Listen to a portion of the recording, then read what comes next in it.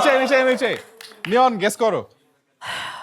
পিছনে যেটা আসছে ওরা খুব জোস ওইটা অনেক জোস ওইটা আমিন হান্নান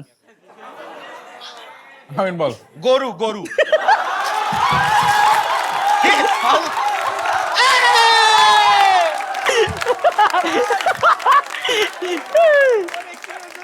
অলরাইট নিয়ন আগে যাও এটা এখন এই রাউন্ডে আমিন জিতবে কিছু করার নেই ফার্স্ট অফ অল এমনিতেও আমিন হান্নান ব্রাজিল ফ্যান এটা ফ্যাক্ট হয়ে গেছে আরেকটা কি হইতে পারে সেটা হচ্ছে আমিন হান্নান ভিউজের জন্য অনেক ওয়েট করতেছে ব্রাজিলের ফ্যানরাও হেক্সার জন্য অনেক ওয়েট করতেছে যা আমার কাছে মনে সিমিলার কি এই সব কিছু তো করলে হবে। এবার আমিন আমি কি বলছি গরু দেখো কিছু কিছু ক্রিয়েটার আছে যারা ঝগড়া বাজায় দেয় ফ্যানদের মধ্যে তারপর